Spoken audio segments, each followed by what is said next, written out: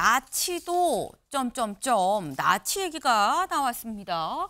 윤 면회 지도부의 원팀 주문 당내선 중도 민심 멀어질라 원성. 네. 어제 권성동 원내대표, 권영세 비대위원장, 지금 국민의힘 지도부라고 얘기할 수 있는 사람들이 개인적인 자격이다라고 얘기를 하고 직접 윤 대통령을 만나러 갔죠. 가서 무슨 얘기를 했는지 직접 들어보시죠.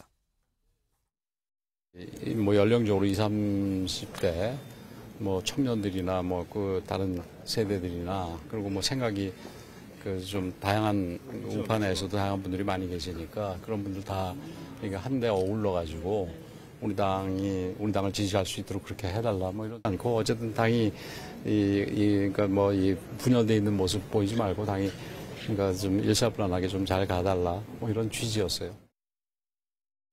네. 지금 권영세 비대위원장 얘기를 지금 들어보면 일사불란하게 뭔가 원팀으로 좀 임해달라라는 이런 주문을 했었다라는 얘기를 지금 하고 있습니다. 근데 분명히 가기 전에 김종혁 최고위원님 가기 전에 개인적인 자격으로 인간된 도리로 갔다라고 얘기를 했는데 원팀을 주문했다는 건 간 사람은 개인 자격으로 갔는데 윤 대통령은 지도부로 받아들인 거 아니겠느냐라는 생각이 들거든요.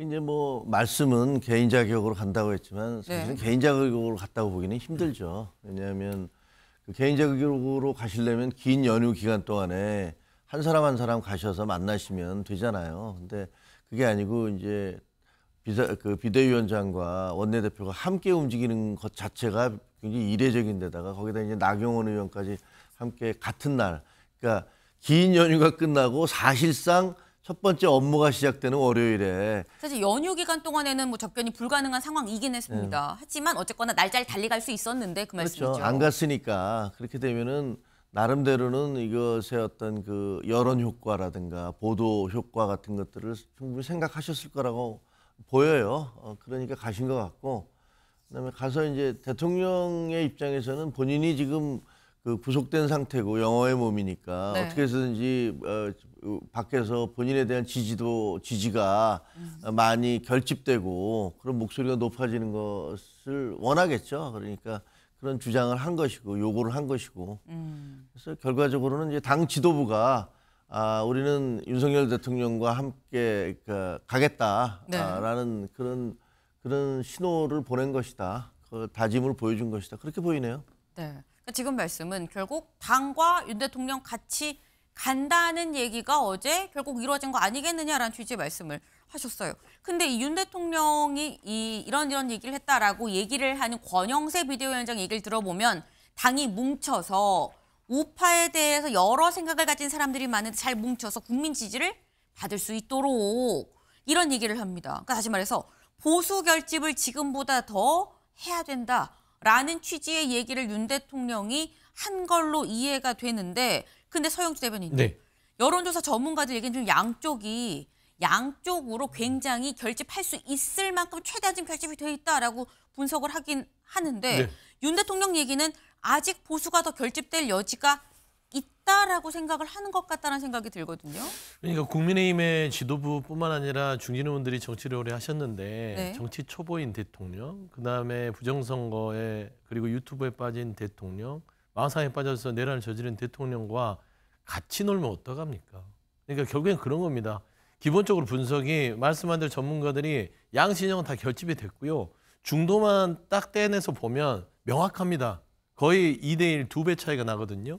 민심은 그렇게 멀어져 있어요. 그러니까 결국에는 여전히 윤심을 택하고 민심을 버린다면 죽는 길로 가는 건데 그냥 딱 하나입니다. 기왕 버린 몸 어떻게든 되겠지. 3년만 잘 먹고 잘 사자. 그러니까 국민 같은 건 생각하지 않아요. 당도 생각하지 않습니다. 오로지 본인들이 3년만 국회의원 임기 동안 잘 지내면 되겠다라는 생각이 아니고서는 도저히 있을 수 없는 행동들이다라고 생각이 됩니다.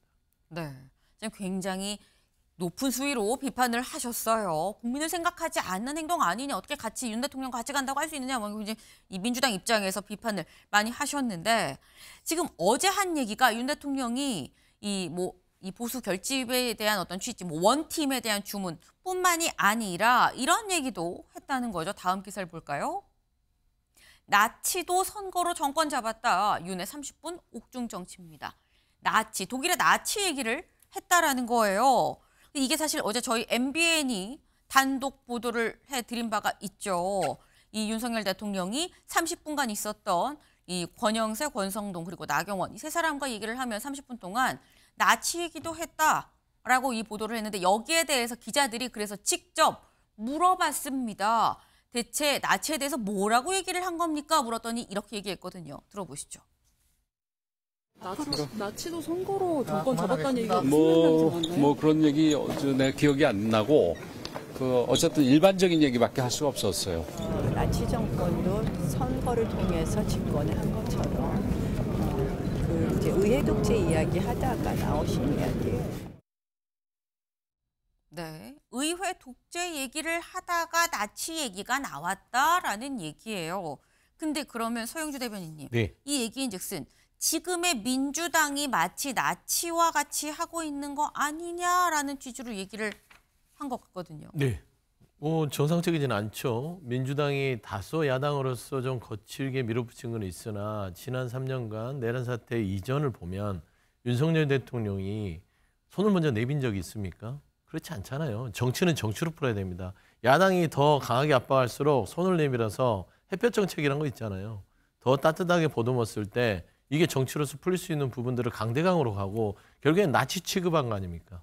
그러니까 본인 스스로 나치 취급하니까 이걸 반국가 세력으로서 때려잡을 세력으로 본 거예요. 그래서 여전히 본인이 뭘 잘못했는지 모르는 것이다. 근데 사실상 나치라는 게 1933년도에 히틀러가 등장하면서의 부분인데 아예 내용 자체도 틀립니다. 대한민국 국민들이 민주당을 나치로 보고 선전선동 당해서 뽑아줬을까요? 아닙니다. 그때 나치당은요, 폭력, 선전, 그다음에 의회에 대한 반란 이런 어떤 모략을 통해서 의석을 얻었고 그것도 과반을 못 얻었고요.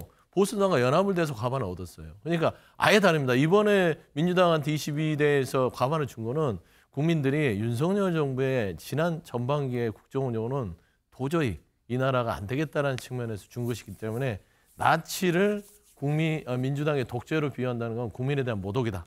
저는 그렇게 좀 말씀드리고 싶습니다. 네, 민주당과 나치를 같이 비교하는 건 좀 맞지 않다. 이건 국민에 대한 모독이다라는 민주당 쪽의 반박 말씀을 또 주셨어요. 네.